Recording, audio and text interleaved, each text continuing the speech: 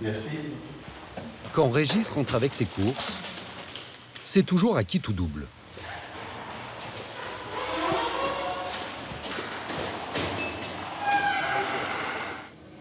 Il y a quelque chose qui doit déconner. S'il ne bouge pas... Dans cet immeuble de 14 étages, il y a pourtant 2 ascenseurs. Mais celui de droite est totalement hors service depuis 3 semaines. Et celui de gauche ne fonctionne que par intermittence. Ah, en service, ça, ça y est. Il est en panne. Vous faites comment, du coup? Quand il n'y a pas d'ascenseur, je prends à pied. Ok. Il n'y a pas d'autre solution. Régis habite presque tout en haut, au 13e étage. Mais je vous préviens, il a pour une bonne demi-heure. 30 minutes d'effort, 208 marches à gravir à 82 ans. Bon, je vais faire le festival. Quelques instants. Régis s'arrête tous les 2 étages, le souffle court.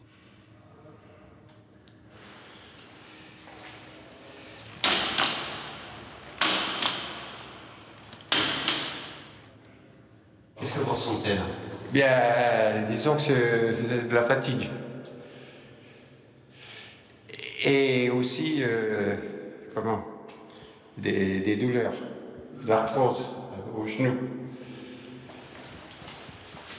Encore 9 étages. Je vais aller voir l'ascenseur, il y a plus en panne. Régis veut croire à un miracle. Et voilà, on ne sait jamais, des fois il part. Et là, il n'a pas l'air de partir. Chaque jour, des millions de Français prennent l'ascenseur sans même y penser. Mais dans certains quartiers, il fait vivre un enfer aux habitants. C'est le moyen de transport le plus utilisé. 1 million de kilomètres parcourus chaque jour. Mais aussi 4000 pannes quotidiennes. Et les résidences HLM comme celle-ci à Noisy-le-Sec sont les plus touchées. Prisonniers des étages, ces habitants s'adaptent tant bien que mal, avec l'impression d'être abandonnés à leur sort.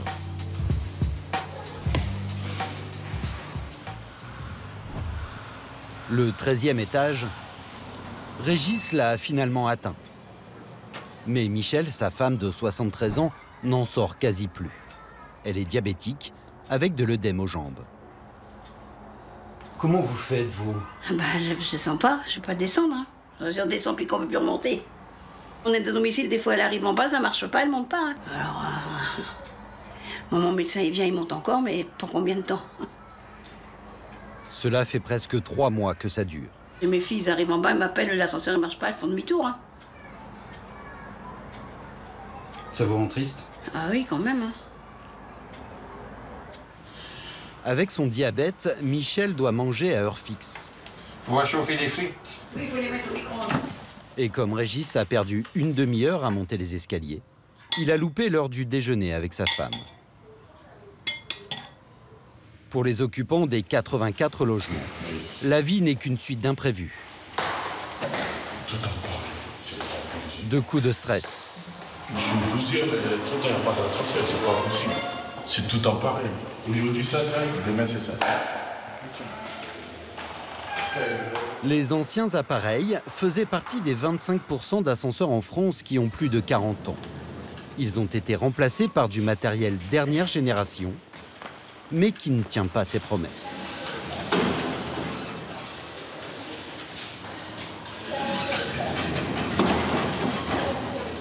De façon aléatoire, les portes se bloquent. L'ascenseur devient inutilisable. S'il te plaît, descends l'ascenseur. Et voilà. C'est quand il veut. C'est comme un jeu de poker. Et voilà, c'est reparti. Je vais le prendre, j'espère qu'il va fermer. Il faut parfois près de 20 minutes avant que les portes de l'ascenseur ne veuillent bien se fermer. Voilà, c'est l'ascenseur qui décide en fait. Ici, les locataires sont à la loi de l'ascenseur. Voilà, nous vivons au rythme de l'ascenseur. Voilà. Voilà. fais comme moi là. C'est ce que je craignais, voilà. Voilà. Donc c'est pas normal et entre-temps il y a des charges d'ascenseur qui sont prises tous les mois. Voilà. Et c'est un nouvel ascenseur quand même. Hein. Voilà, on a attendu plus d'1 an pour pouvoir les avoir et on a droit à ça et c'est pas normal du tout. Vous avez bien vu tout à l'heure l'ascenseuriste. Enfin, alléluia. Voilà. Quand les 2 ascenseurs sont en panne, plus question de se faire livrer un colis ou un repas. Et le nettoyage des parties communes n'est plus assuré. Mais il y a plus grave.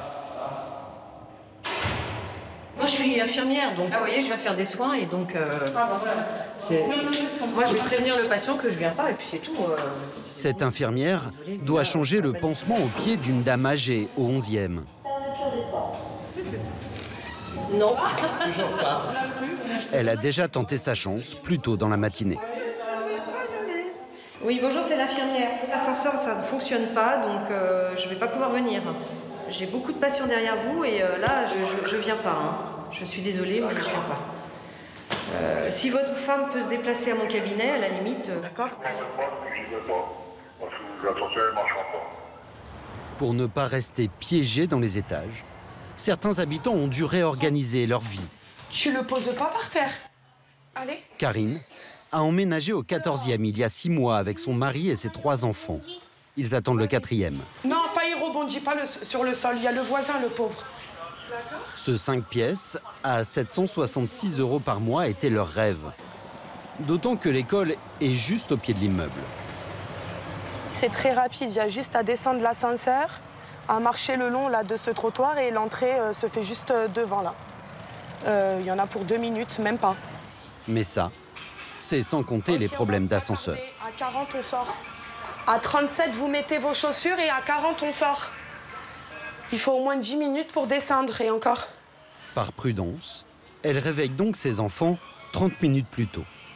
Mais à 8, 6 et 3 ans, descendre 14 étages est une corvée. Toi, Bonhomme, qu'est-ce que tu en penses de l'ascenseur? J'aime pas parce qu'on devra descendre à pied et ça nous fait mal aux jambes.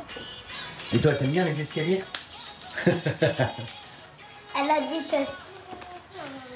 Allez, vite, vite. Il est quelle heure? Vous voyez, là, je vais commencer à stresser. Il est 40. L'école ferme ses portes dans 20 minutes. Je vais devoir porter votre sœur à un moment donné, je pense. Sérieux? La surprise ici, c'est quand l'ascenseur fonctionne. Mais non.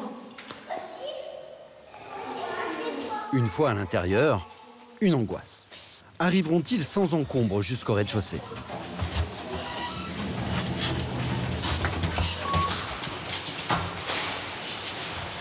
Vous voyez, pour les autres, ça y est, elle rebloque. J'ai eu une grosse chance. C'est imprévisible. Voilà. Donc, je suis très contente d'être descendue. J'arrive pile à l'heure pour mes enfants. Laouni.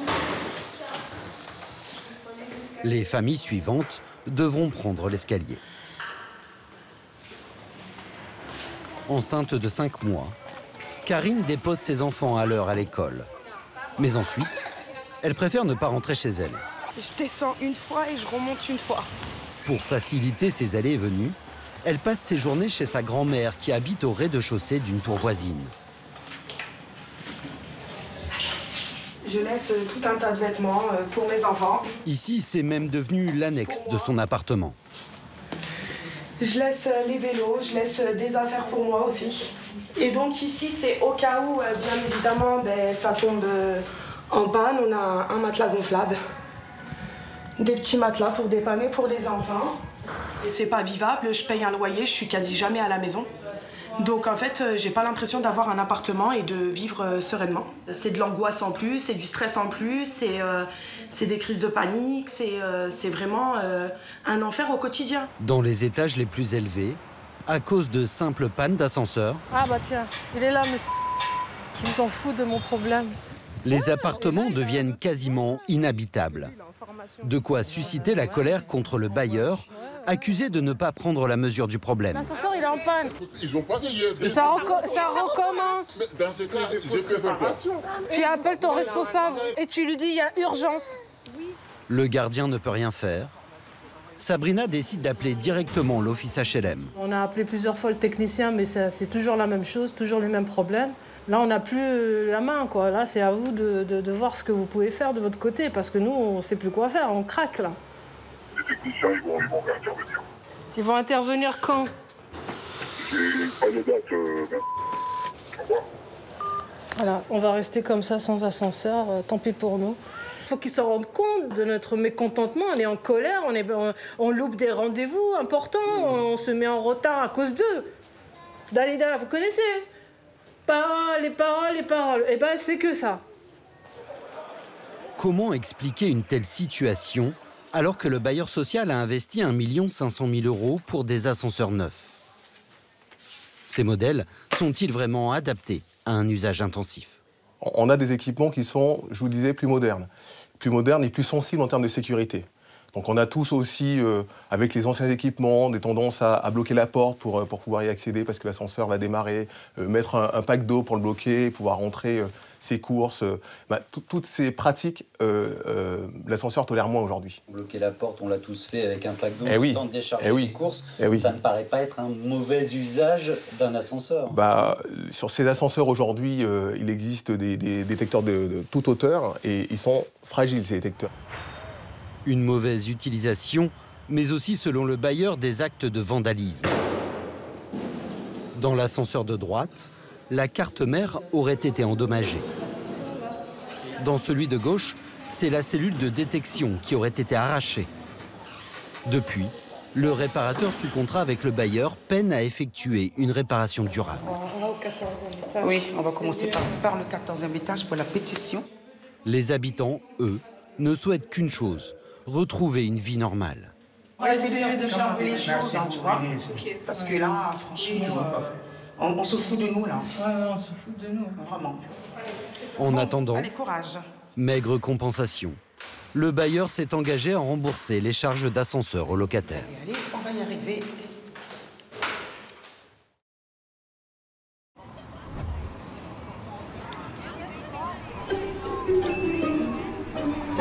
Un déjeuner sur l'herbe, face à la tour Eiffel, les touristes en raffolent. Mais ils ne sont pas les seuls à se régaler. À 13h, tout le monde passe à table.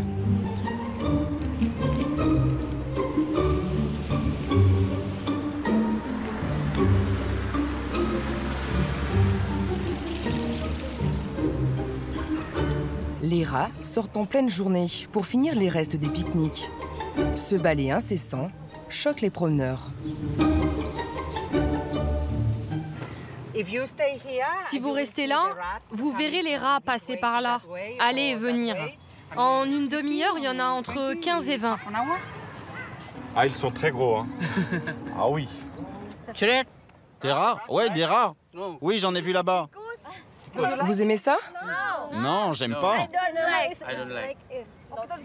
Pourquoi vous n'aimez pas?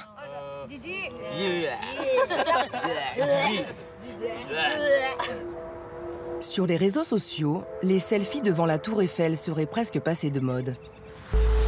Ce sont désormais les vidéos de rats qui font le buzz. Ces images ont été filmées par plusieurs touristes.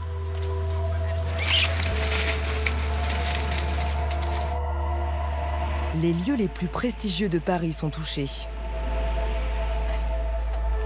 Pour qu'ils voient où on est où. À Notre-Dame de Paris. Une publicité dont la ville se serait bien passée, quelques mois après avoir obtenu les Jeux Olympiques de 2024.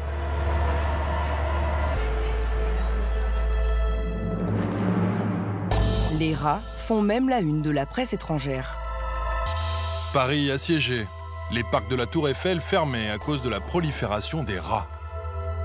Le Marais, quartier chic de Paris, où il y a plus de rats que d'habitants. Au-delà de l'image, les rongeurs posent un problème de santé publique, notamment pour les enfants. Dans cette aire de jeu au Champ de Mars, une fillette joue à quelques mètres d'un rat. Marie-Stella est nounou, elle est inquiète pour les deux petites qu'elle garde. Coucou! J'ai déjà vu un enfant jouer avec un rat, une tête d'un rat, un petit cadavre, quoi, juste la petite tête. Il était passionné de ça, comme si c'était un fossile. Il l'avait dans sa main? Dans sa main. Et moi, j'étais choquée parce que je me suis dit, bon, elle va toucher partout. Qu'est-ce que ça veut dire? Les gamines, elles peuvent être infectées, quoi. L'urine, les excréments ou les morsures peuvent provoquer des maladies comme la salmonellose, la gastro-entérite ou encore la leptospirose, une infection qui entraîne de fortes fièvres et des douleurs articulaires. À Paris, les rats seraient 4 millions, soit 2 par habitant. D'ordinaire, ils vivent cachés dans les égouts. Désormais, ils remontent à la surface, délogés par les inondations et les travaux, mais surtout attirés par les restes de nourriture. Au Champ de Mars, la prolifération a commencé il y a 1 an et demi, pendant l'Euro 2016. La fan zone, installée au pied de la Tour Eiffel, accueille alors chaque soir des milliers de supporters. Des supporters laissant derrière eux des restes de jambon beurre et de saucisses frites. Une aubaine pour les rats qui s'installent sur les 24 hectares du Champ de Mars et s'y reproduisent à vitesse grand V. Une femelle peut donner naissance à une 60aine de ratons chaque année. Les rats ont envahi le quartier en remontant les canalisations et en s'infiltrant dans les sous-sols et les caves des immeubles alentours.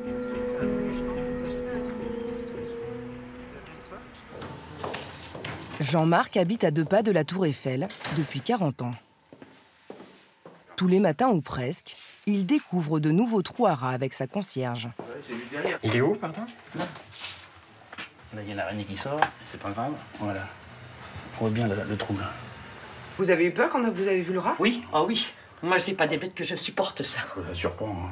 J'étais en train de vider le vide-ordure, devait être dans la poubelle en train de manger. Il a sauté et puis il est parti en 4e vitesse, mais moi j'ai encore eu plus peur que lui. Vous avez crié? Ah oui, je vous dis, je pense que dans l'immeuble, on m'a entendu. Hein. Pour l'instant, Jean-Marc bouche les trous comme il peut. Il y en a pas un qui sortent. Alors ça serait génial quand même. Les rats doivent circuler dans l'immeuble par les canalisations. Si les canalisations sont enterrées, elles sont en fonte. Elles doivent avoir un certain âge, donc elles sont cassées, puis bon, ils profitent d'un trou pour rentrer, puis après c'est l'autoroute. Donc là, qu'est-ce que vous faites en attendant qu'il soit rebouché? Là, je vais remettre la plaque dessus pour que la gardienne n'ait pas une attaque cardiaque. Jean-Marc fait partie d'une association de quartier qui a attaqué la mairie de Paris en justice cet été pour mauvaise gestion du Champ de Mars.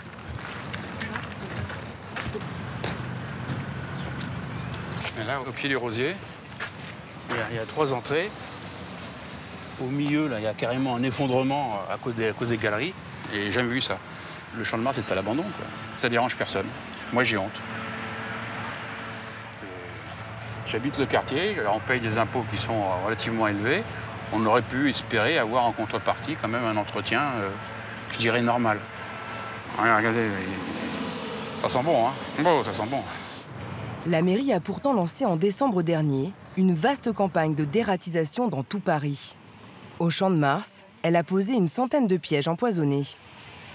Elle a même fermé au public 200 parcs et jardins pour priver les rats de nourriture.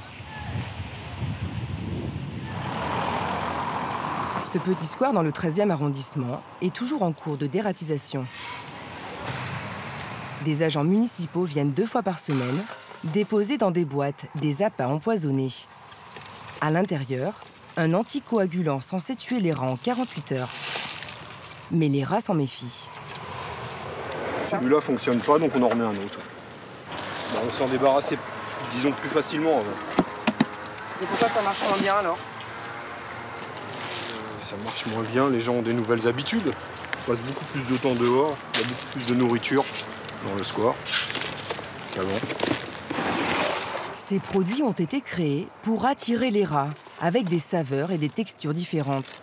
Mais les restes de nourriture humaine sont beaucoup plus appétissants. Si les gens ramènent beaucoup de choses gras ou sucrées, eux, ils aiment ce goût-là, ils s'habituent, ils sont comme nous. Et même s'ils mangeaient l'appât, une étude récente révèle qu'un rat sur 2 est devenu résistant au poison. 10 minutes après le départ des agents, les petites bêtes sortent de leur cachette et reprennent possession des lieux. Et ce n'est pas un cas isolé.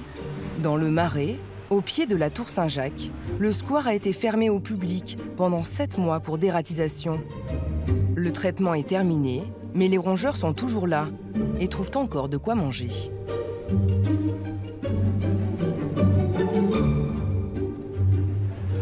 La mairie est responsable des espaces publics, mais pas des immeubles. Lorsqu'ils sont infestés, c'est la police des rats qui intervient. Il y en a, ils sont plus permis. Fallait pas passer par là, fallait passer par... Mais non, par la garde républicaine. Laurent et Jean-Michel sont techniciens en charge de la lutte contre les nuisibles à la préfecture de police. Leur mission, trouver l'origine de chaque infestation et imposer des travaux. Aujourd'hui, ils interviennent à 2 pas de Notre-Dame, dans cette bâtisse du XVIe siècle. Plusieurs locataires ont signé une pétition, excédée par la présence des rats. Guidés par l'un d'entre eux, les agents mènent l'enquête. Et là, on voit des traces, effectivement. Ça sent, puis on voit des traces. On peut voir qu'il y a des excréments de rats qui confirment bien, vous voyez, le fait qu'il y a des rats, effectivement, dans cette cave. Une crotte de rat, ça ressemble un peu à un noyau d'olive noire. On voit des trous et des passages qui sont fréquentés. On voit que c'est gratté. Quand on voit des traces noires comme ça, ça veut dire qu'il y a des passages. Alors, après les constatations, Jean-Michel envoie un courrier au syndic pour l'obliger à faire les travaux pour se mettre aux normes. Il a 1 mois de délai pour nettoyer, réparer et dératiser les caves. S'ils ne le font pas, on leur fera une mise en demeure et suite à ça, sinon ils seront convoqués au tribunal de police. Il risque une amende? Il risque une amende, effectivement, et non seulement l'amende, mais aussi le problème que si quelqu'un se fait mordre ou est contaminé par les rats, c'est leur responsabilité civile qui est engagée. 400 € d'amende, une menace payante. L'année dernière, sur les 145 affaires traitées par l'unité de Jean-Michel, tous les travaux ont été réalisés dans les temps. Pour les locataires de cet immeuble, intervenir contre les rats était devenu indispensable. Oui, il y a une dame qui est venue, la dame qui est venue. On a bien bouché tous les trous dans l'appartement pour pas qu'il y ait des rats qui rentrent par les trous. Et les voisins ont, eux, des rats chez eux, quoi. Des rats jusque dans les appartements.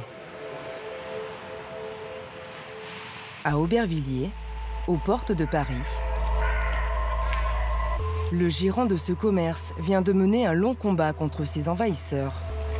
Ils sont entrés à son domicile, à l'arrière de la boutique. Un soir, en sortant la poubelle, ma femme, elle a laissé la porte entrouverte, juste aux quelques centimètres, le temps de faire les 3 mètres pour mettre les poubelles dans le container. Et ils en ont profité pour sortir des égouts et ils sont rentrés par là. Donc 3 petits rats qui sont rentrés dans la soirée vers 20h. Juste avant le dîner, ces invités de dernière minute sèment la panique dans la maison. Le père de famille traque les rats toute la nuit. Il réussit à en tuer 2, mais le dernier reste introuvable. L'intervention d'un dératiseur lui aurait coûté 3 000 €. Trop cher pour Tofik, qui va utiliser tout ce qu'il a dans son magasin pour tenter de piéger lui-même la bête.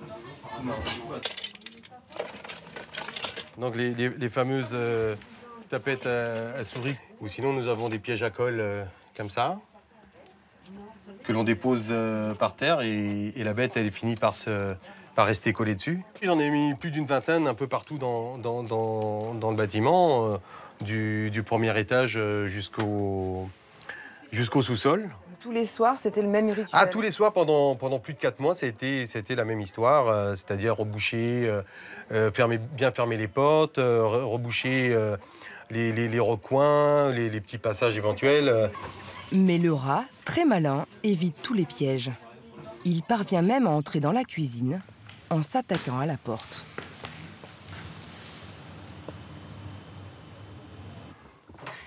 Il nous a mangé toute cette partie-là. Comme vous pouvez voir ici aussi, voilà, ça c'est le rat, il a mangé la moquette, il a creusé en dessous et il a voulu vraiment faire le maximum pour pouvoir entrer dans la cuisine. Attiré par les odeurs de nourriture, le rongeur s'installe confortablement derrière le meuble de l'évier, à l'abri des regards. Bien caché la journée, il sort la nuit, quand tout le monde dort. nous a tout mangé dans la maison, hein.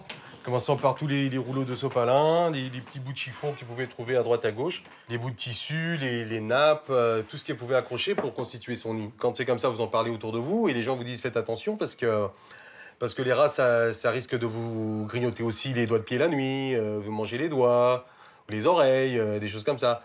Bon, pour blaguer, mais ça rentre quand même dans l'esprit. Alors ça crée quand même une ambiance assez particulière. Tout ça pour un rat dans la maison. Un seul rat, dont les filles de Taufik se souviennent encore. Alors, tu te souviens, hein, quand t'étais là un matin, t'as vu passer le rat? On l'entendait marcher avec ses petites pattes, là. Mais des fois, quand je descendais, j'entendais des derrière le truc blanc où il y avait les sacs. C'était une grosse bête, hein. Elle faisait au moins 30 cm, du coup, j'avais super peur et ça me faisait... Ça me stressait d'avoir un rat. Surtout que les rats, c'est... Quand on vous a un rat chez vous, on a tendance à croire que vous êtes sale, que vous êtes ceci, vous êtes cela. Découragé, Taufik pense même à déménager. C'est finalement au sous-sol que le rat va se laisser prendre par un simple piège à colle, au bout de 4 mois. Un gros soulagement. Mais même parfois, maintenant encore, on entend des petits bruits, ça peut venir de l'extérieur, mais on s'imagine toujours que la bête est là. Des fois, on a des réflexes à se dire ah bah tiens, j'ai oublié ça, j'ai oublié ça, j'ai oublié ça. Ça reste quand même un traumatisme. Entre les pièges, la nourriture et tous les dégâts, le rat a laissé derrière lui une facture de plus de 800 €.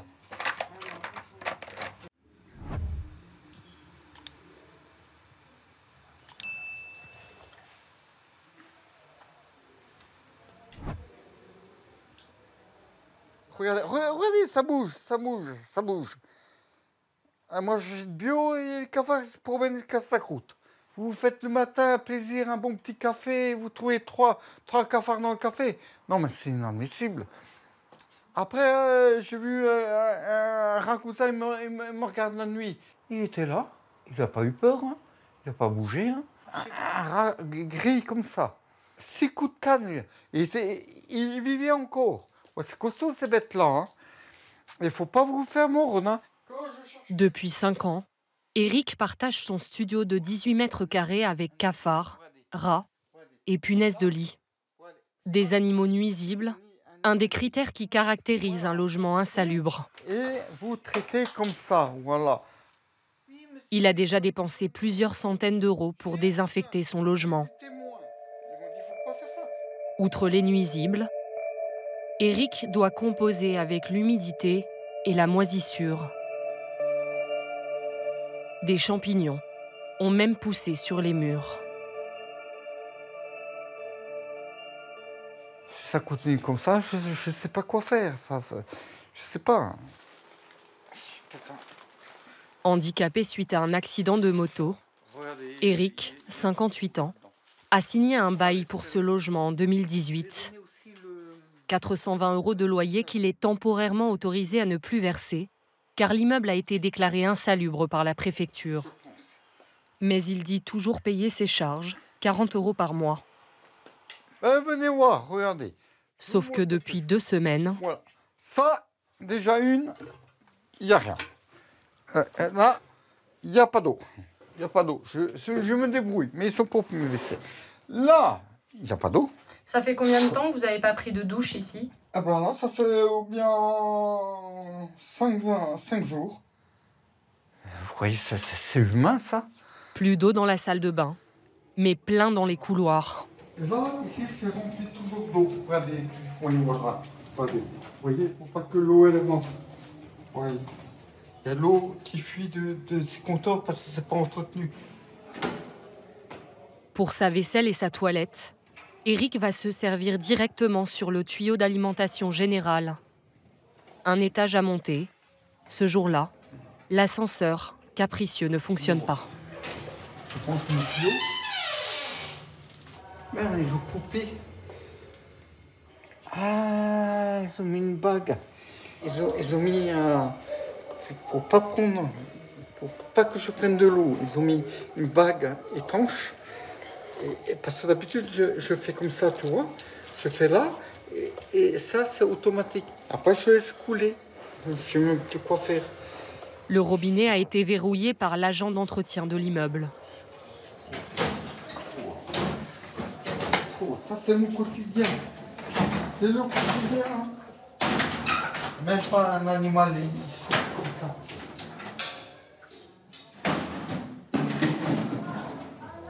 Heureusement, dans l'immeuble, il y a l'entraide. Lui, il me donne de l'eau, là, les jeunes, je vais le voir. Tu peux me remplir mes bidons, s'il te plaît? Moi, tu sais que je vais Ah oui, je vais le faire,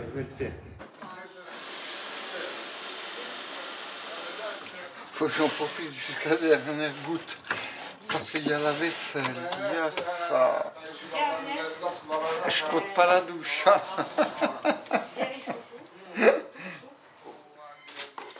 Le voisin d'Éric, Mohamed, vit seul dans son studio. Ça fait 19 ans que j'habite là. Ça fait 19 ans. Regarde, rentre. Au moment où il a emménagé, le logement était en bon état. Mais il s'est dégradé au fil des dégâts des eaux successifs. Selon la loi, les réparations sont à la charge entière du propriétaire.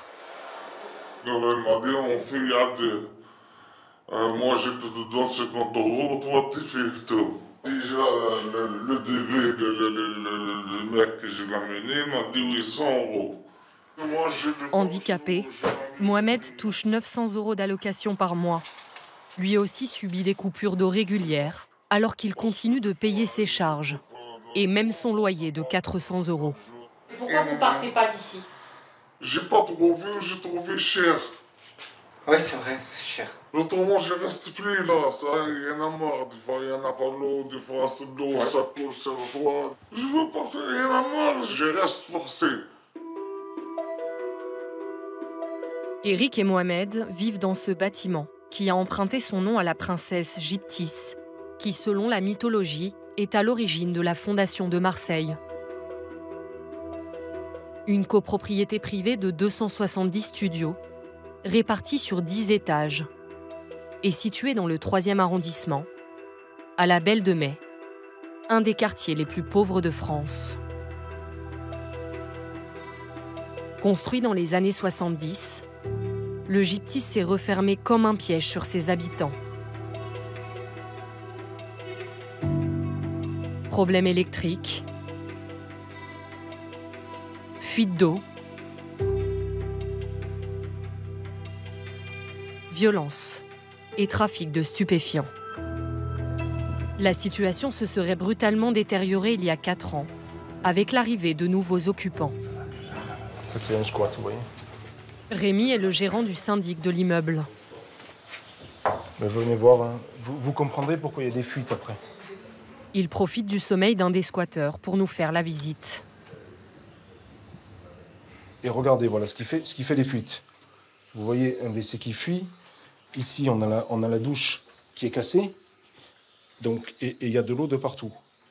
95% des fuites, c'est dû au squat et à l'utilisation. C'est pas la copropriété dans son ensemble, la structure est bonne. C'est vraiment l'utilisation des appartements. On le voit bien, quoi. Il y a de l'eau de partout. Et ça, c'est pas un locataire. Ça c'est un squatteur. C'est quelqu'un qui a cassé la porte, qui est rentré. Et le propriétaire, qu'est-ce que vous voulez qu'il fasse? À part appeler la police ou faire une procédure qui dure très longtemps. Le 7e et le 9e étage sont presque entièrement squattés. Vous voyez, ça, c'est clairement un squat. On a ça, ils ont remis une porte. Découragés par des procédures qui peuvent durer plus de 3 ans, certains propriétaires ont adopté une solution radicale. Donc ça, c'est un appartement qui a été vandalisé, squatté. Et donc, nous, on prend la décision de le murer pour pas qu'il y ait d'incendie ou de dégradation supplémentaire. C'est le quotidien de la résidence, ça c'est l'employé, hein, et il fait ça quasiment quotidiennement.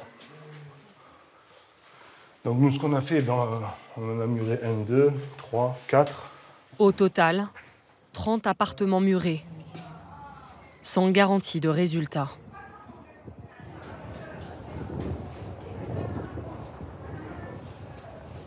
Et là, ils ont commencé à casser. Oui, ils vont rentrer ce week-end, je pense.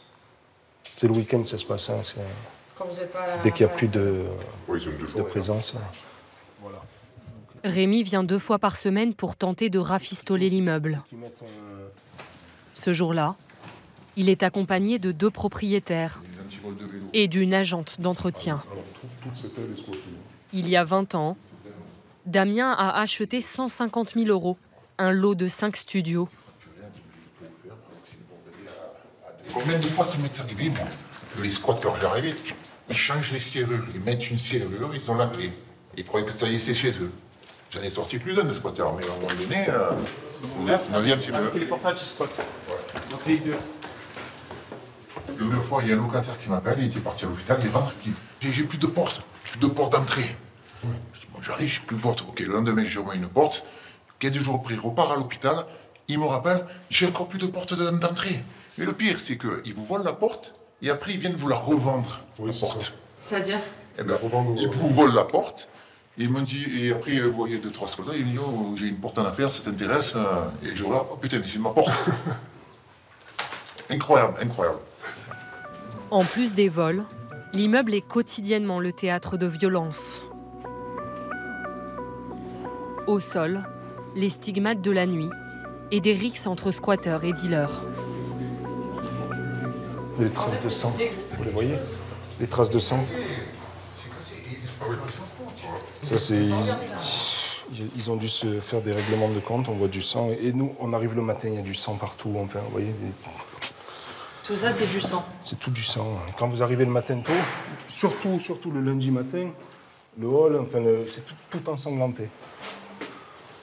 Et quand vous arrivez, vous voyez ça Ben, on nettoie.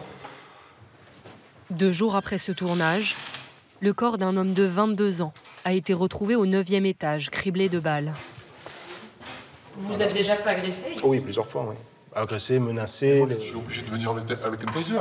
Taser et bombe lacrymogène. C'est déjà obligé. Voilà. Ils sortent le couteau, ils vous tombent à plusieurs, hein, ils s'en foutent. Hein. Et c'était quoi le point de départ? Mais c'est que des squats, après c'est le problème même les locataires, ils s'en prennent à qui? Eh ben, à ceux qui travaillent là. Comment vous faites pour travailler dans ces conditions? On est obligé de travailler, je suis obligée de travailler. Hein. Je fais nourrir ma famille, donc voilà. Mais on travaille dans ces conditions-là, tout à fait. On est obligé aujourd'hui de commencer à 8h jusqu'à 11h, 11h30 pour faire l'entretien, pour faire le ménage, pour faire les travaux, pour murer les appartements. Parce qu'après 11h30, c'est un autre monde ici. On ne peut plus rentrer, on ne peut plus travailler. J'ai plus aucune entreprise qui accepte de venir travailler ici. On ne peut pas lâcher du terrain. Si on commence à lâcher du terrain... En espérant, oui, c'est ça. En espérant qu'on ait une aide. Le Gyptis, symbole de l'insalubrité qui ronge Marseille. La ville compte 40 000 logements indignes, l'une des plus grosses concentrations en France. Depuis le drame de la rue d'Aubagne il y a 4 ans, où 8 personnes ont perdu la vie dans l'effondrement de leur immeuble, les autorités multiplient les arrêtés d'insalubrité et de mise en sécurité. En moyenne, la mairie ordonne une dizaine d'évacuations par mois. Au Gyptis, dans un arrêté de juillet dernier, la préfecture des Bouches-du-Rhône soulève de nombreux problèmes pour la santé des habitants. Risque de développement de maladies respiratoires, risque de développement de maladies infectieuses, risque de blessures et de chute d'éléments, risque de morsure. La mairie de Marseille a quant à elle pris 4 arrêtés de mise en sécurité consécutifs, portant sur les parties communes, la structure et la stabilité de l'immeuble. Fissuration et éclatement du béton sous l'effet de l'oxydation des aciers avec risque, à terme, de chute de matériaux de maçonnerie dégradés sur les personnes. Dégradation importante des réseaux de distribution d'eau avec risque à terme de dégradation de la structure suite à la corrosion répétée. Pourtant, la mairie n'ordonne pas l'évacuation, mais pose aux propriétaires un ultimatum. Ils ont 6 mois pour remettre l'immeuble aux normes. 3 mois après l'arrêté, seule une toute petite partie des travaux a été réalisée par le syndic. On a des propriétaires qui ne paient pas leurs charges. Ça implique qu'on n'a pas la trésorerie pour réaliser les travaux, qu'on n'a pas la trésorerie pour payer les fournisseurs. Et voilà, après, c'est un cercle, quoi. Le problème, les propriétaires ne reçoivent pas de loyer puisqu'il y a un arrêté, ils ne peuvent pas payer les charges. Vous avez des propriétaires qui, eux, ont des crédits, ont des familles, ils souffrent, ils n'ont pas de loyer, ils ont le crédit. Pas tous les propriétaires sont des, comment on dit, des nantis. Voilà. Et il y en a d'autres qui jouent de ça, qui sont des marchands de sommeil. Et après, à partir du moment où les propriétaires, quand ils ont baissé les bras, ben, ils vont vendre aux marchands de sommeil. Et après, on est en train de passer là-dedans. Le syndic a estimé le coût des travaux pour se conformer à la loi à 200 000 €. En attendant, ce sont les habitants du Gyptis qui subissent, parfois au péril de leur vie.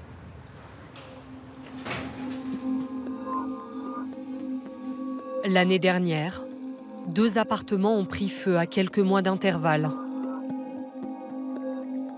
À chaque fois, des dizaines d'évacués et plusieurs blessés.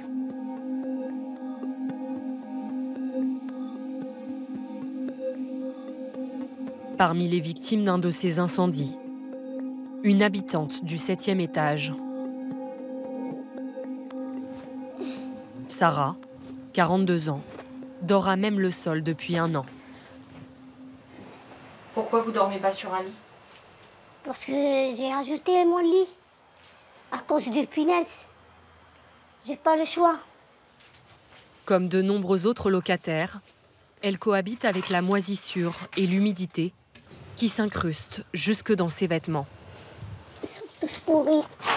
Ils sont tous bouffés. Regarde. Et en plus de ça, regarde, il y a une masse d'électricité. Tous les prix sont comme ça. Depuis que je rentre dans cette maison, tous les prix sont comme ça. Vous prenez des coups Ou du coup, oui, des coups. Quand je fais les manger, à chaque fois la masse, surtout ici. Les installations électriques de l'immeuble ont été désignées dans les arrêtés de la mairie comme de potentiels déclencheurs d'incendie. Le 5 juillet 2021, c'est un appartement voisin de celui de Sarah qui a pris feu. La jeune femme reste bloquée dans son logement et inhale de la fumée pendant de longues minutes. Elle est alors enceinte de 5 mois. Il est mort. C'est mon bébé.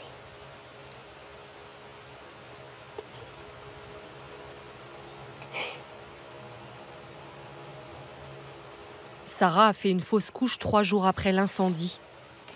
Selon les médecins, l'intoxication au monoxyde de carbone peut être à l'origine de l'interruption accidentelle d'une grossesse. Ça reste dans la tête. Ça fait mal. S'il meurt comme ça, je dis c'est le bon Dieu. Mais ça reste cousu à cause du feu. Ça reste mal au fond de moi. À chaque fois, j'ai peur de dormir. Je suis traumatisée, perturbée, je ne suis pas bien. Pendant 2 ans, Sarah, au RSA, et son mari, Amine, sans emploi, ont payé 150 € de loyer au propriétaire, qui a aussi perçu 270 € d'APL. Ils affirment qu'il a toujours refusé de leur donner un bail. C'est pourquoi ils ont arrêté de payer leur loyer il y a 1 an. Est-ce que vous savez que depuis 6 mois, dans cet immeuble, la mairie, la préfecture a prononcé un arrêté d'insalubrité? Est-ce que vous le savez? Non, je ne savais pas. Ça veut dire que vous êtes en droit de ne pas payer votre loyer. Vous n'étiez pas au courant? Non. Personne n'est venu vous voir? Non.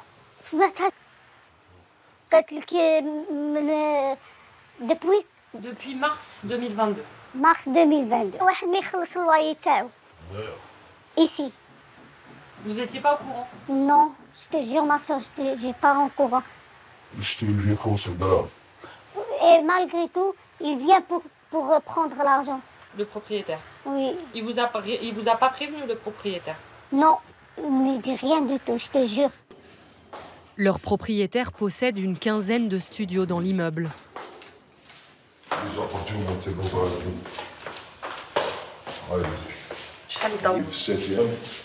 Septième étage de l'immeuble.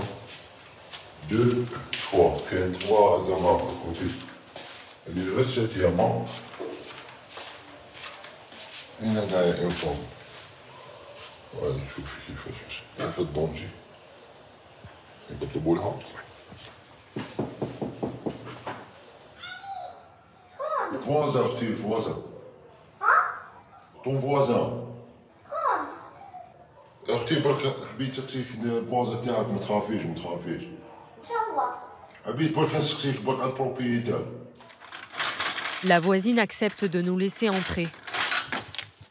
خمسة. خاف حيت كيكونوا لنا اللي كلوشة بزاف تيدخلوا للديار.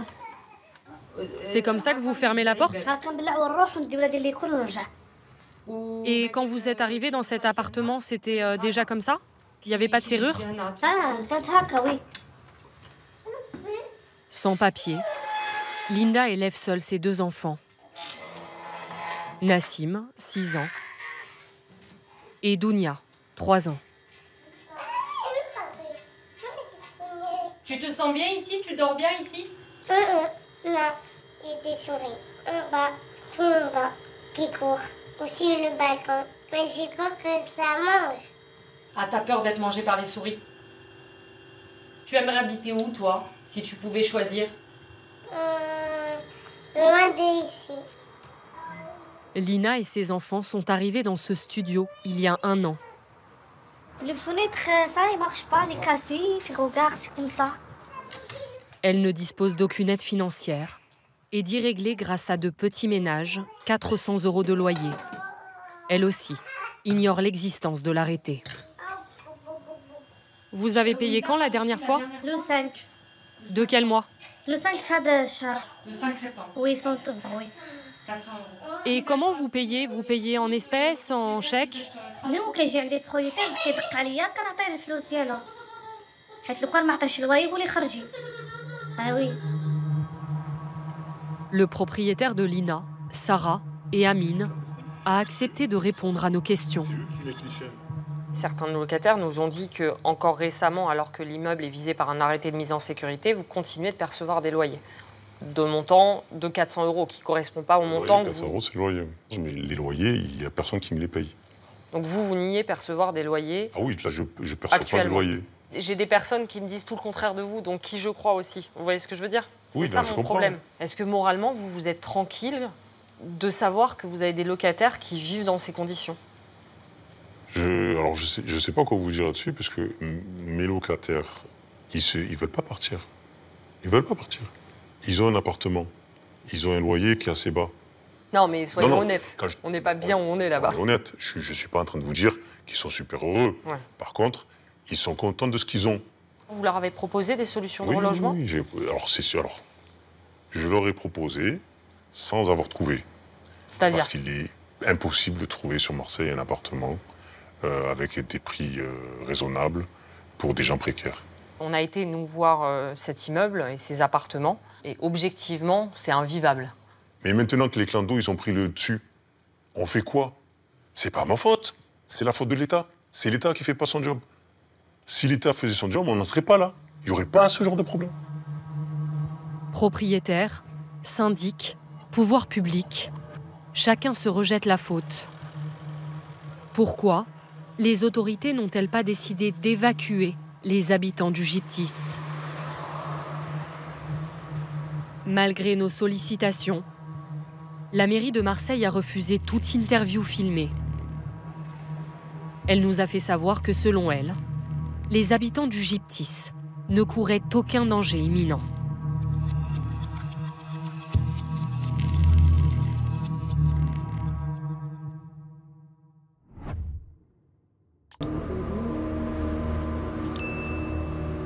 Grigny 2, ce n'est pas une cité HLM en déshérence comme il y en a tant. C'est une résidence privée, l'une des plus grandes d'Europe. Une copropriété de 104 immeubles où vivent plus de 17 000 personnes.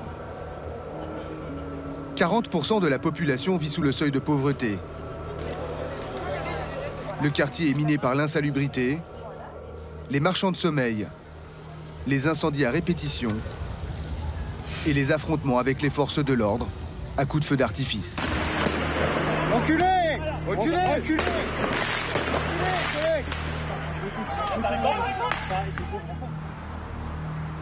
Construit dans les années 70, Grigny 2 était présenté à l'époque comme le paradis des cadres. Sur ses publicités, on vantait le confort des privilégiés à la portée de tous. Une résidence de luxe avec une base de loisirs au milieu de la nature. De quoi séduire la classe moyenne qui veut accéder à la propriété. Eh bien, nous, notre appartement nous a coûté... C'est un 4 pièces qui a coûté 60 000 francs. Environ, oui. Ça fait 6 millions, ça. Oui. Mais au fil des années, comme dans la plupart des grands ensembles, les plus aisés s'en vont, remplacés par des populations toujours plus pauvres, issues notamment de l'immigration. Sophie, employée, et Louis, fonctionnaire, ont acheté leurs 4 pièces de 80 mètres carrés il y a 27 ans. Aujourd'hui, ils se retrouvent piégés dans une copropriété à la dérive.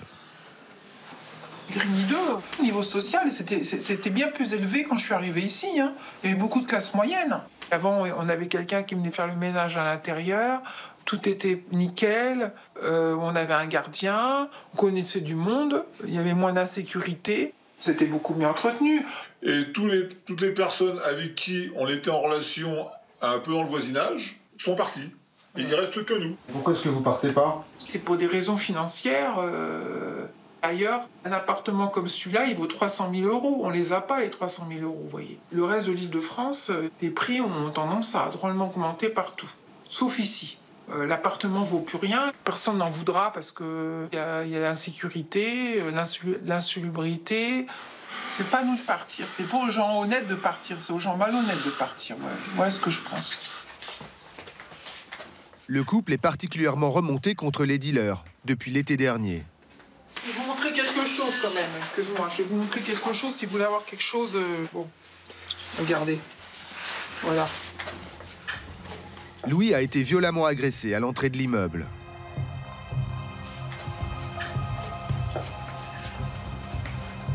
Les hématomes, vous voyez un peu le... Ah, ils vous ont tabassé carrément. Ah oui, il a fait tabasser, oui. Parce qu'il est gêné, parce qu'il devait attendre des voitures qui venaient acheter leur camelote. Et comme il stationnait en bas à un moment donné où il devait attendre des gens, et que ça les gênait, et que ça a dégénéré, quoi. Retranché dans l'appartement, notre équipe de tournage est attendue en bas de l'immeuble. Nous avons dû faire appel à des grands frères pour être escortés en sécurité.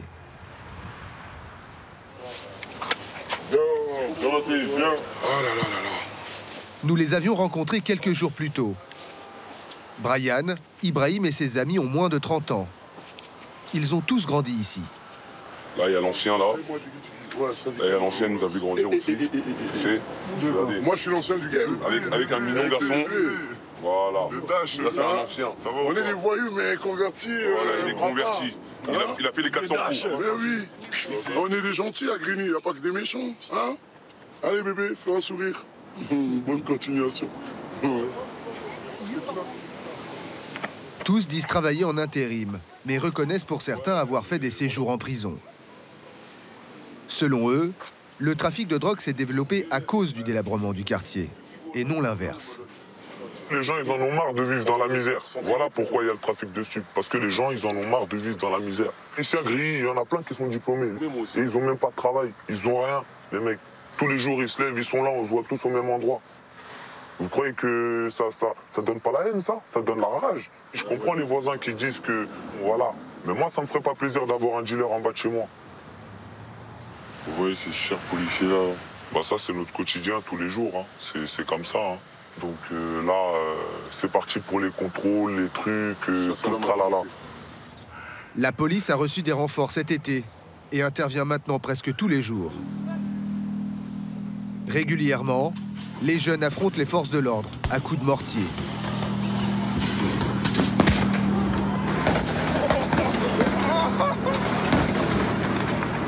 En septembre dernier, un fonctionnaire a été blessé par un feu d'artifice tiré à bout portant au cours d'une opération antidrogue. Reculez! Reculez! Reculez!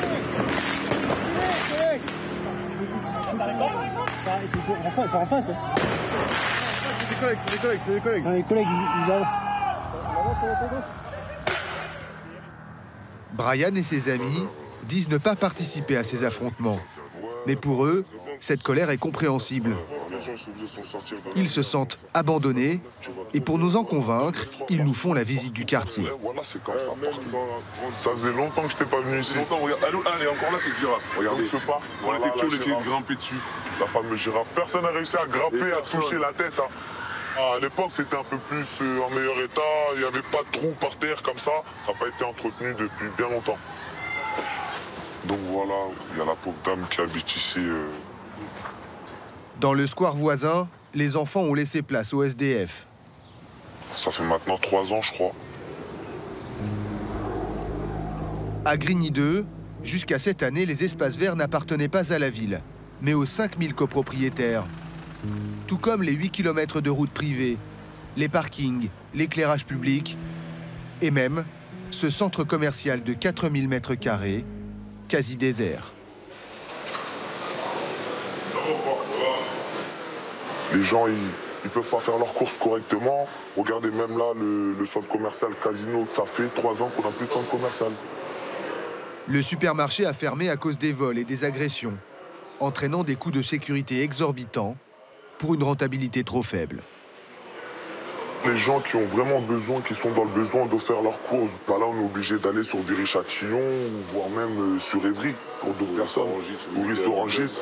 Bah là, si on n'a pas de voiture, là, on est complètement mort.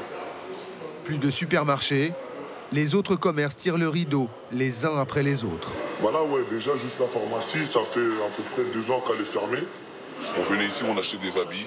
À la base, ça, c'était un magasin de vêtements, vous vous rendez compte? Et après, c'est devenu de l'alimentation, et à la fin, ça a fermé aussi, il n'y a plus rien. Le centre commercial et tous les équipements de la résidence étaient gérés par un premier syndic. Surendetté à cause des coûts d'entretien pharaoniques, il a été placé sous tutelle judiciaire en 2011. Quant aux immeubles, ils sont administrés par des syndics secondaires. Il y en a 27 au total, et un tiers d'entre eux est en redressement judiciaire. Dans la plupart des bâtiments, c'est encore vivable. Mais rue Lavoisier, tout a dégénéré. Plus de 300 familles vivent au milieu des immondices.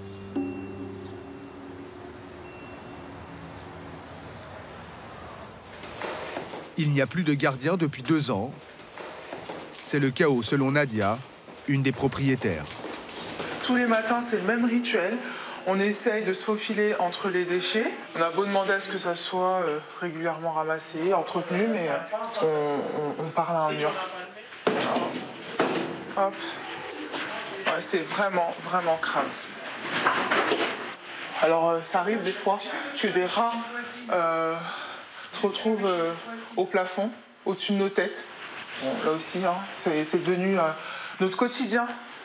Des rats aussi qui traversent les couloirs de placard en placard. Ça aussi, c'est notre quotidien. Bonjour, madame. Bonjour. On peut rentrer, madame? Oui, allez-y. Oui, merci. Nadia nous présente sa voisine. C'est la dernière habitante du rez-de-chaussée.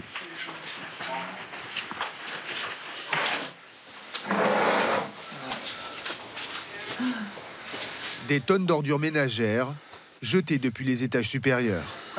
Tout, les sacs, tout ça. C'est les gens qui les jettent de chez eux, en fait, parce qu'il n'y a pas de règles. Donc à partir du moment où, en fait, on ne sanctionne pas un habitant, après, c'est l'anarchie. Non, non, non. Non, il n'y a pas d'erreur pour l'instant. Ah, il y en a un? Non. C'est grave, c'est sale. Non, mais tellement il est bien ici, quoi. Tu sais, c'est vraiment leur terrain. Ils se nourrissent tellement bien, regardez, on leur donne tellement bien à manger ici, donc c'est normal qu'ils soient gros comme presque des chats. C'est répugnant. Malgré l'insalubrité, les copropriétaires doivent payer des charges particulièrement élevées à l'administrateur judiciaire qui gère leur syndic. Combien tu payes de charges, toi? 1200 par trimestre. Trimestre, voilà. Donc 1200 € par trimestre, tu te rends compte? Nous, on paye des charges et on est obligé de vivre comme ça. On est livré à nous-mêmes. Si on ne paye pas, c'est des mises en demeure. Mais c'est normal que les gens n'aient pas envie de payer 1200 € pour vivre dans ces conditions. Qui voudrait payer? Qui? Parce qu'on n'a pas le choix, parce que sinon on va être traduit en justice. Les habitants de la rue Lavoisier ont fini par porter plainte pour mise en danger de la vie d'autrui. Entre les syndics et les copropriétaires, la guerre est déclarée. Chantal Le Beaupin, 65 ans, a pris la tête de la révolte. Les syndics ont totalement déserté les copropriétés. Et la nôtre, là, elle est en désert de plus en plus.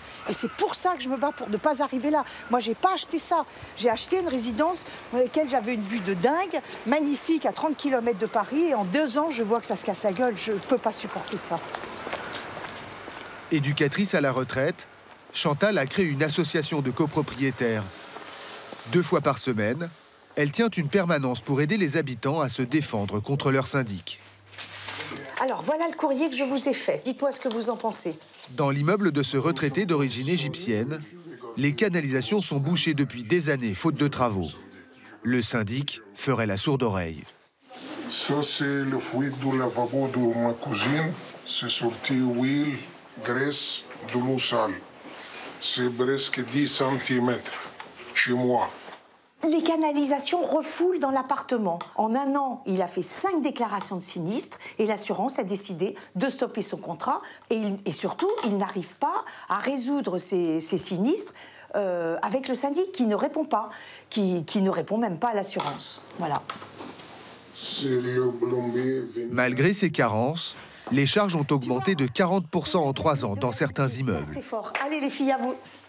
Notamment dans celui de ces 2 mères de famille. Avec les filles et puis, alors, là, il va falloir s'accrocher avec...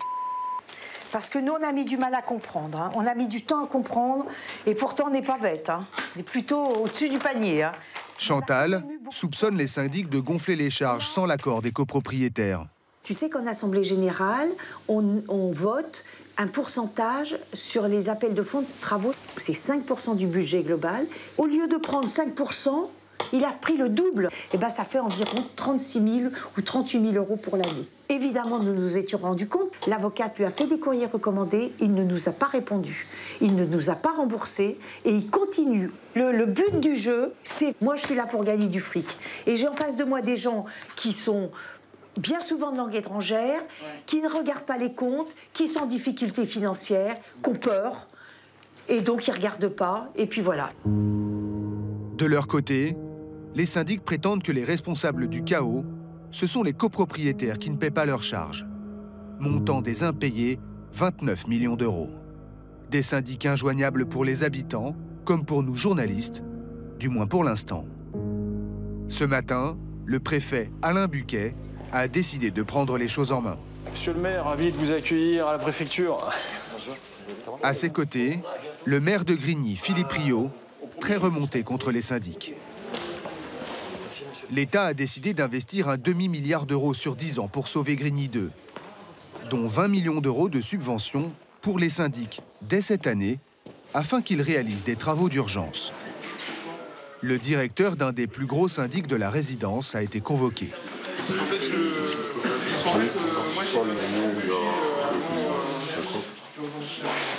Depuis plus d'1 an, les syndics refusent de communiquer leur comptabilité au préfet. Le syndic s'enfuit. Du coup, la subvention est bloquée. C'est ennuyeux, ça montre un état d'esprit que la transparence et la confiance ne sont pas là, malgré la mobilisation exceptionnelle de la puissance publique. C'est très dommage. Il est où? Il est où? Il est parti? Bah, il est là. C'est bon. C'est bon. Le préfet nous demande de sortir de la salle pour que la réunion puisse avoir lieu. Vous le prenez ou ils sont foutés? Non, mais je vous arrêtez de me filmer? Non, mais j'ai le droit, en fait. Moi, je attendez, du moment que vous êtes flouté, il n'y a pas de problème. Moi aussi, on va continuer la réunion. Il n'est pas dans la salle, le journaliste. D'accord. D'accord. Le journaliste n'est pas dans la salle. Voilà. Pardon, excusez-moi. Excusez-moi.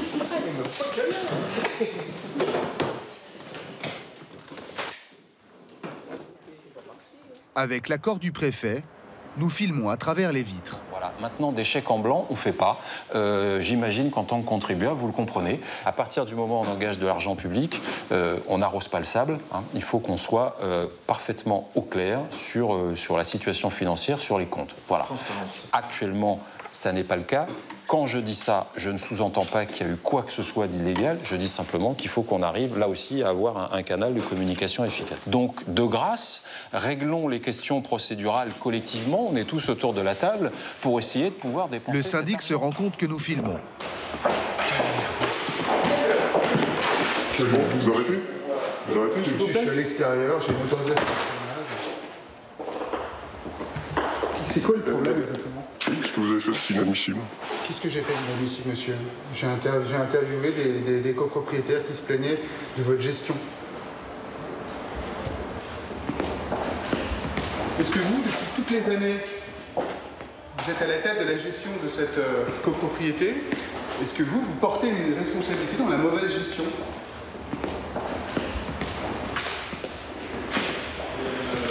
Vous préférez donc jouer avec moi plutôt que d'assister à la réunion ou de répondre à mes questions?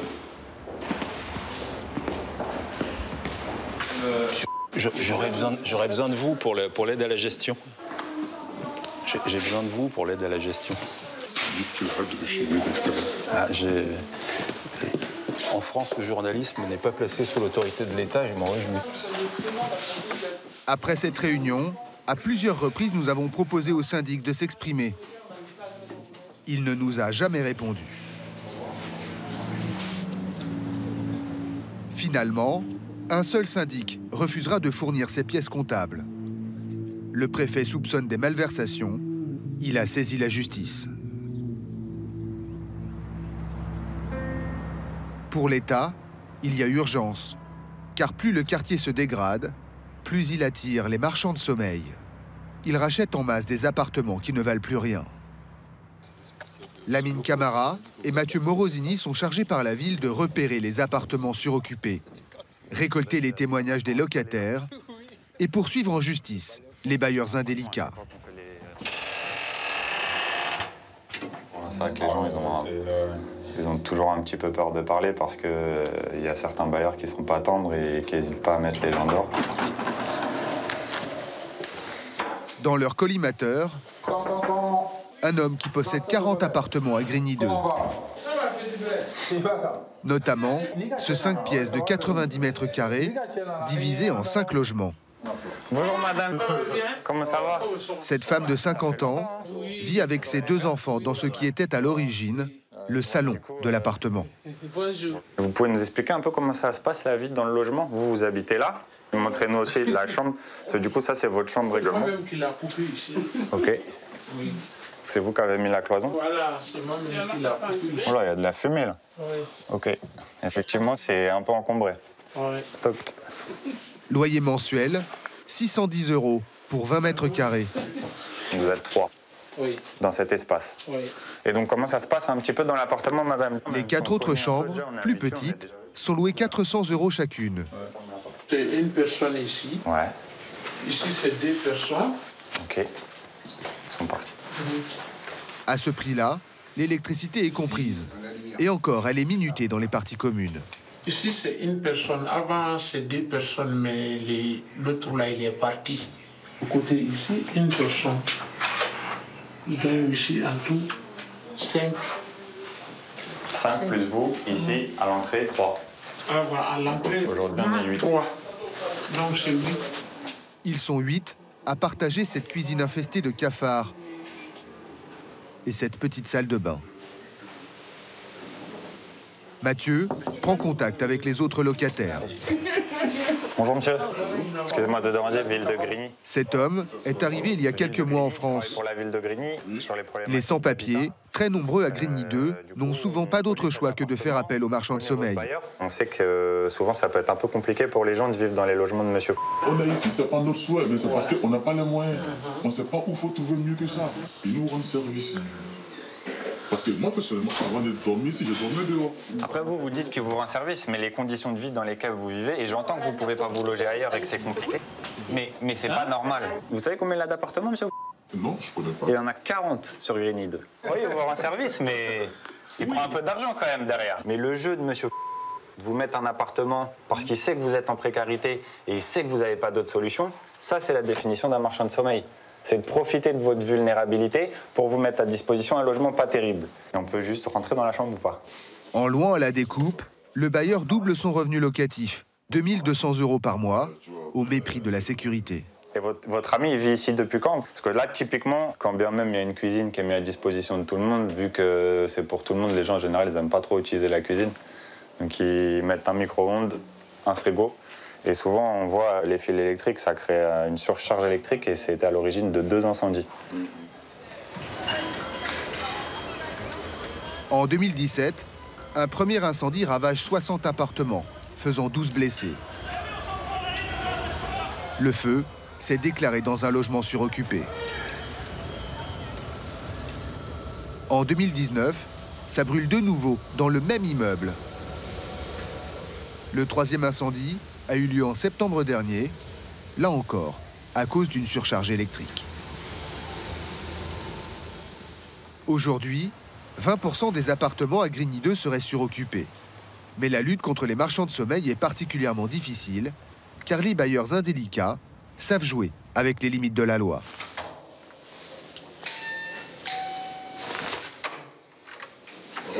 Bonjour. Pour se prémunir de poursuites judiciaires, la propriétaire de ce logement prétend toujours faire des contrats de colocation parfaitement légaux. Mais on est bien loin de l'esprit bon enfant d'une coloc étudiante. Je suis là, la fenêtre était là. Et... Cette femme partage une chambre de 9 mètres carrés avec sa fille de 13 ans. Moi, je ne peux pas informer rien d'ici. Elle se cache derrière la porte, car la propriétaire interdit aux locataires d'y héberger un tiers. Pour 2 personnes, c'est juste pas vivable. Louer moins de 9 mètres carrés par personne, c'est puni par la loi. Alors pour se protéger des poursuites, la propriétaire a mis une affichette dans le couloir qui rappelle que les locataires doivent impérativement vivre seuls. La propriétaire avait mis ça. Voilà, par rapport à la division. C'était pour dire qu'on ne doit pas loger une tierce personne ici. Parce qu'il y a La position de Madame, c'est de dire qu'elle ne fait pas une division illégale d'appartements, mais qu'elle organise une colocation. Mais néanmoins, on voit bien dans ce type de situation et en rencontrant les colocataires de Madame que les gens n'ont pas forcément de velléité à vivre ensemble, qu'ils subissent juste la situation et qu'ils louent une chambre parce qu'ils n'ont pas d'autres possibilités. Et donc vous n'avez pas forcément envie d'être colocataire. Vous subissez cette situation de colocation. Colocation volontaire ou division illégale, la justice va trancher. Voici la propriétaire. Elle comparaît aujourd'hui devant le tribunal correctionnel d'Évry. Cette conseillère financière, âgée de 37 ans, possède 5 appartements à Grigny 2. Qu'est-ce que vous répondez aux gens, notamment à la mairie de Grigny, qui vous accuse d'être un marchand de sommeil?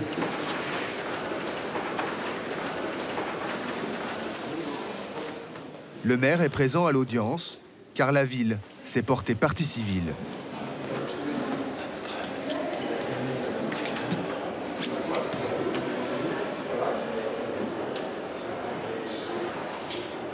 Ce sont souvent des voyous à col blanc et cette fraude immobilière, elle pourrit une ville, elle pourrit des vies et ça c'est inadmissible.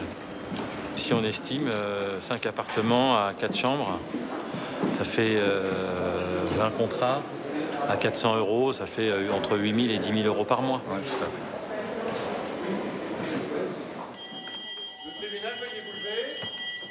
À l'issue de cette audience, la propriétaire est condamnée à 6 mois de prison avec sursis et 2 000 € d'amende.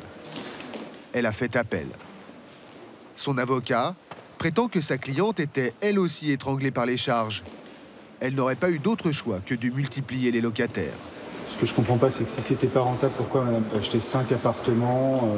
Pourquoi les a-t-elle divisés? Je vais vous accompagner vers un endroit. Ici, vous regardez sur ce mur-là, on a un certain nombre de ce qu'on appelle de cadeaux un petit peu empoisonnés, à savoir des biens qui sont vendus à très bas prix, avec un prix attractif.